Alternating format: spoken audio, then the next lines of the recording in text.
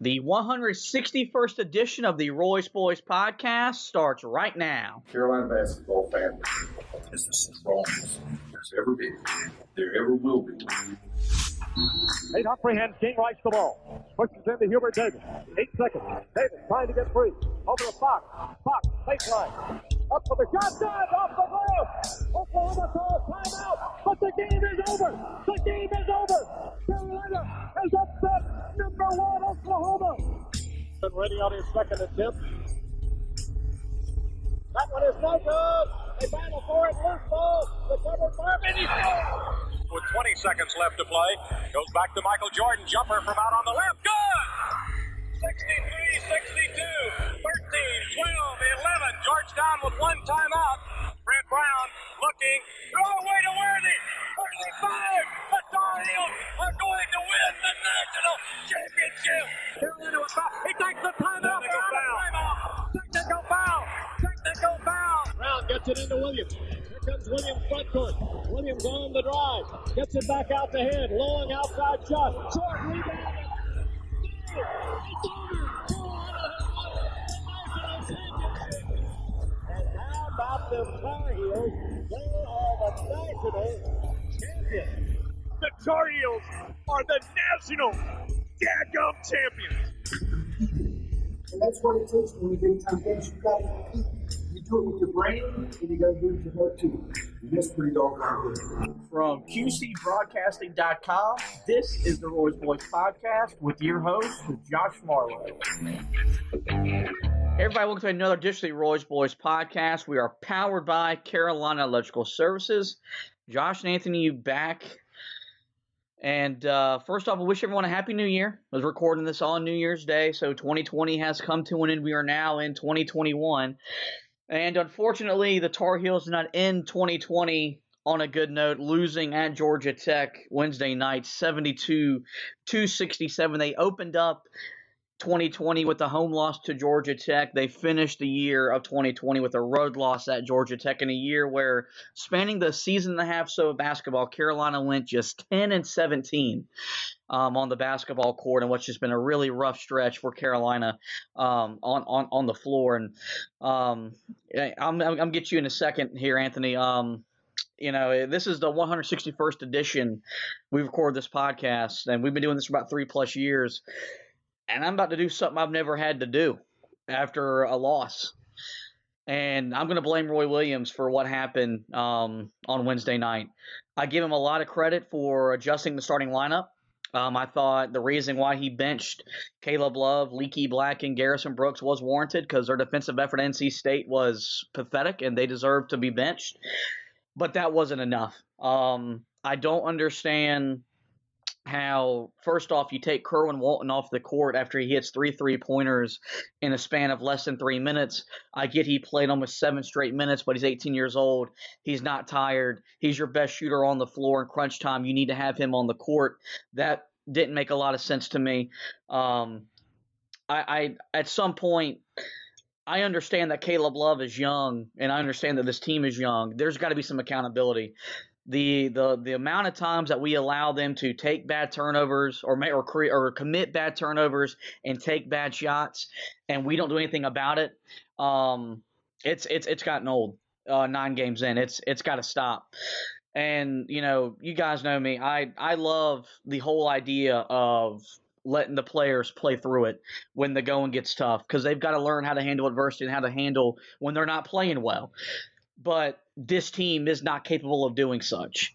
He has to hold their hand and walk them through it if they want to be successful, if they want to win games like they want to, because they're not good enough to figure it out on their own. He's got to figure it out for them. And I think he just didn't do a good enough job on that on Wednesday night. I thought he did some things really well. I loved the full court pressure we applied at times. I love some of the things he did with taking Caleb Love off the ball, but it wasn't enough. And I know he was going through a hard day. He lost his father-in-law, and I can only imagine what it was like trying to coach through that.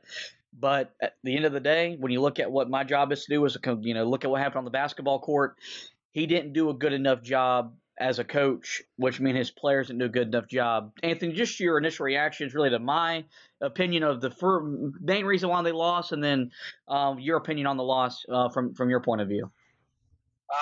I am currently searching for your replacement as the host of this podcast. This is named the Roy's Voice Podcast, and we do not knock Roy Williams on this podcast. But no, I mean, in all seriousness, yeah, I mean, it's tough. I mean, that was, I think, a lot of people took issue with the fact that Kerwin Walton was pulled off the court with how well he had been playing. But yeah, I mean, there was, some stuff, before the game with the changes in the starting lineups where you felt encouraged that, Roy is trying to do something with this team. And, I still think that he is trying to do something with them. I just don't know at this point how much there really is that he can do with them. As I was telling you a little while ago before we even got on the podcast, and, I was thinking about this a little last night.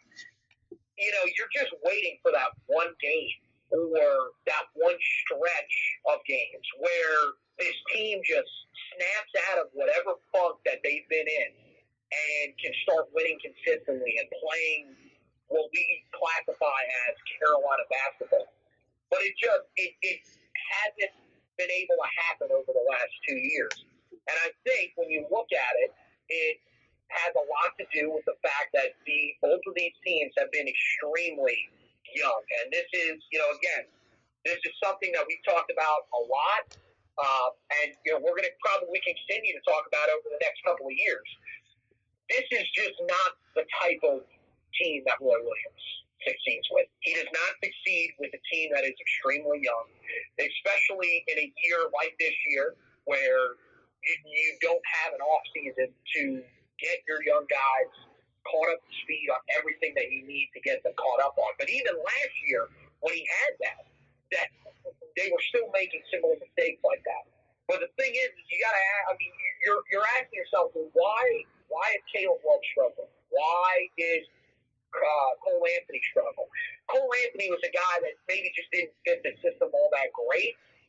Caleb Love was a guy that they said is pretty much built for this system, and he's struggling. Yeah. But I think it shows that, look, it's not any different than what we saw from Marcus Page, what we saw from Joel Berry, guys that were high-end 4 stars, potentially 5 stars, depending on what website you use for your rankings. These guys were not slouches. These weren't 3-star players that all of a sudden turned into great players. These were talented players that stuck around for multiple years. But now the mindset of a lot of these guys is to come in, do whatever they have to do to keep themselves in a draftable position inside the lottery for some. For others, it's literally just getting drafted in the first round. As long as they do that, they're satisfied. That's just, and unfortunately, for the Torio fans that were complaining and asking this coaching staff, please get in on some of these 5 stars. Why are we letting Duke beat us out for these 5 stars? Kentucky beat us out for these 5 stars. Well, you wish it upon yourself, and this is what you get. This is not a system that is built to run with young players. It's a veteran system. Carolina has missed that over the last couple of years. And you mentioned it on the last podcast. You look at, especially at point guard, you look at everything that has happened over the last 2.5 years with Kobe White coming in, being as successful as he was, leaving, which pretty much kind of put this a little bit, behind, the schedule that I guess Roy Williams probably had in his mind a little out of whack, where most people thought Kobe was going to be a 2-year player. You had to scramble to get Cole Anthony, and now you've got Caleb Love, and everything is just, nothing's been able to transition right. You've lost a lot of veteran guys on the back end as well.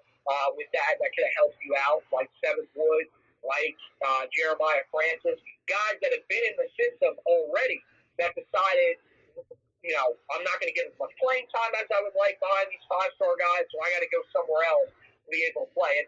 That was the thing. I remember after Seventh Wood left and writing that article, and people absolutely murdered me for saying that you would miss that we would miss Seventh Wood at some point. Now, I think that is starting to show that these veteran presences are important. It's been brought up in a lot of different, Facebook groups by a lot of the fans and everything like that as the season has gone along.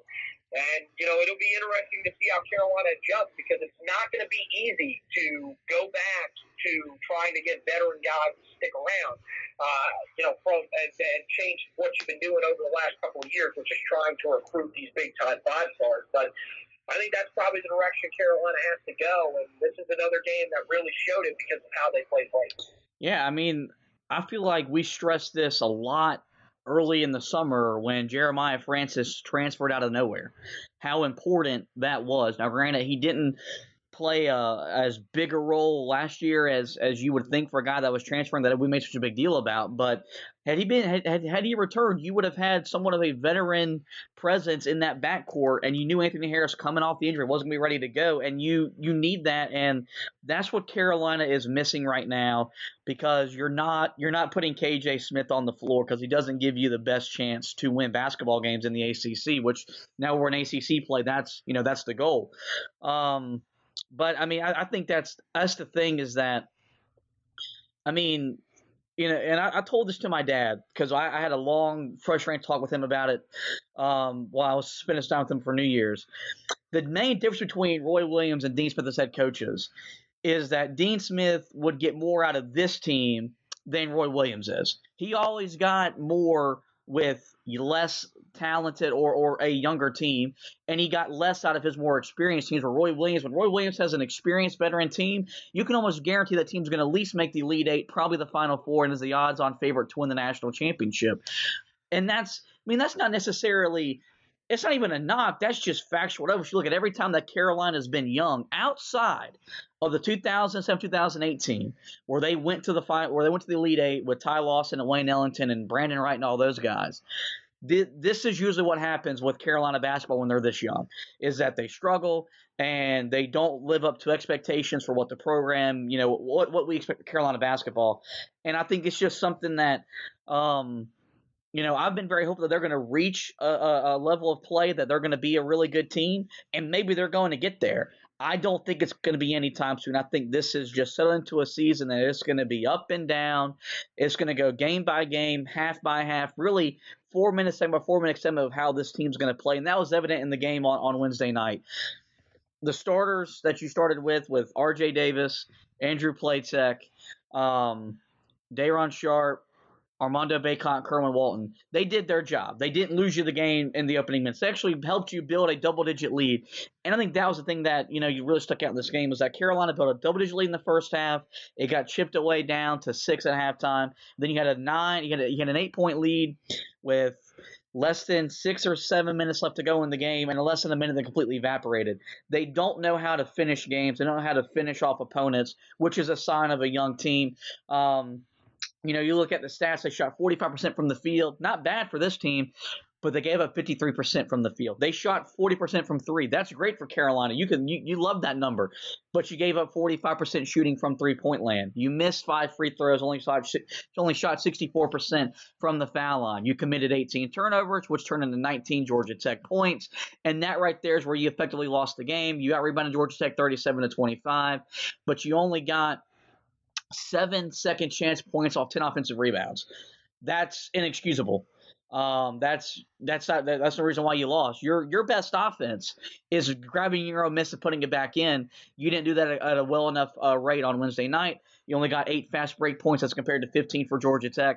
And I think in this game, as now they've won back-to-back games against Carolina, you can see why I'm very high on Josh Pastner as head coach, because he's outcoached Roy Williams the last 2 times he's played him. He got his team to get to a level of play that Carolina couldn't, and a big reason why is their veteran guard play outshined Carolina's inexperienced guard play. Jose Alvarado completely dominated the game in that second half. DeVoe was a big piece. Well, he gave you 20 points. You kept Georgia Tech's leading scorer of Wright with only 8, but Usher steps up, gives you 14. And I mentioned in the preview part of when we previewed Georgia Tech, the loss to NC State wasn't a bad loss. If you lost Georgia Tech, it was a bad loss, and I still stand by that. Your thoughts on the starting lineup? Because I know we talked about Carolina maybe making a starting lineup, which was putting Leaky Black on the bench, but we didn't see the wholesale changes coming that we got on Wednesday. Yeah, that was interesting. I did not see that coming. Mainly Garrison Brooks hitting the bench, but I think it's to send a message that look, anybody on this team can have their starting job.